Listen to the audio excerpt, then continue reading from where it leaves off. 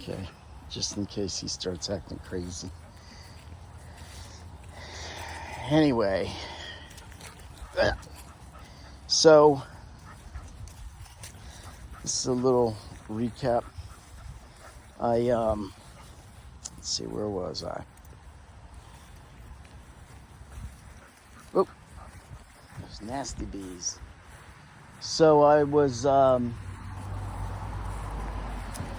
when my mom died, and then I went into we'll just say a life of debauchery for a few decades.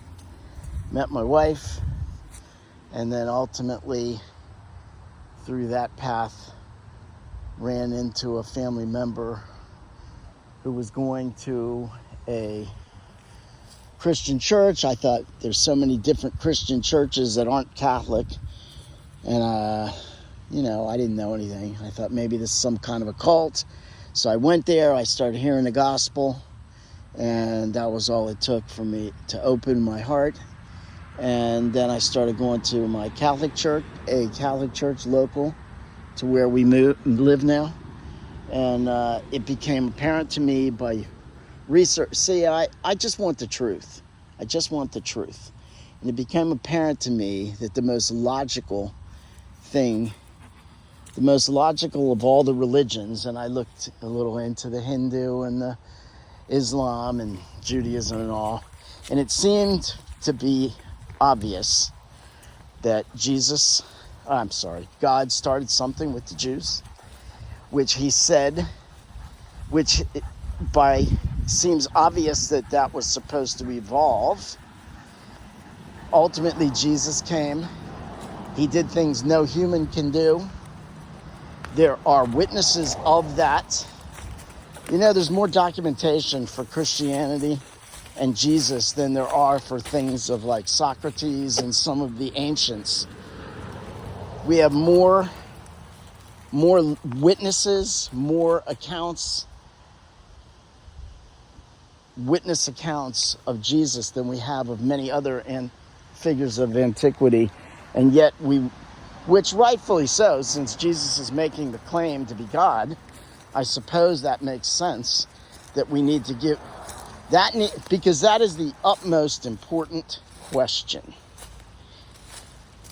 We really should expect more documentation, more corroboration. Come on, no, there's a bee's nest over there. We're not going anywhere over near there.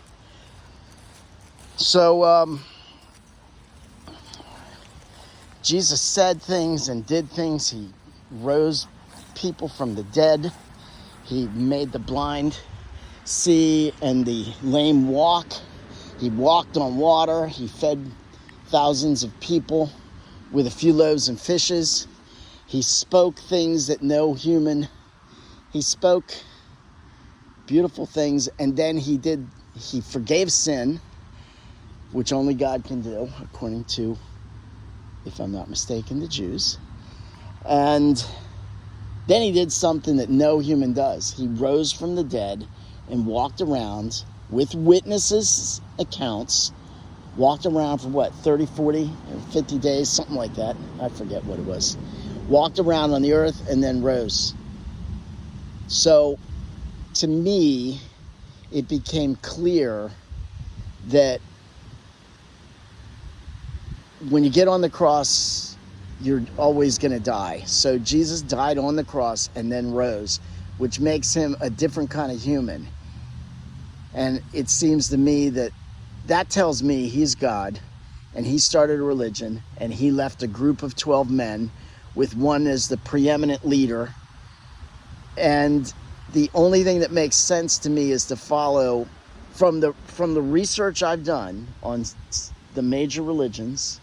Granted, I didn't go and study, but from what I see, it would seem apparent that Jesus is God and that Jesus started a religion. Oh, sorry, good dog. And it only makes sense to go to the religion that God started. Martin Luther isn't God. Wesley isn't God. Zwingli is not God. So it would seem to me logical to follow Jesus, the religion God started. And that's what I'm doing. That's where I'm putting my peaches, in that basket my eggs in that basket. And so I make these videos of the Dogwood Chronicles, and maybe if you hear about the dog and the nature going around here that God provides to us, it might leave you opened to listening to. Sometimes when I can, I will tell you a little of the readings of the Mass, the Catholic Mass each day, and tell you a little what the readings are, the Gospel and the first reading, etc., and then what I think that means and how that might help you to live your day to get closer to God and hopefully get to the Catholic religion, the only church that God, Jesus, started. Well, this was supposed to be short, but it went long as usual.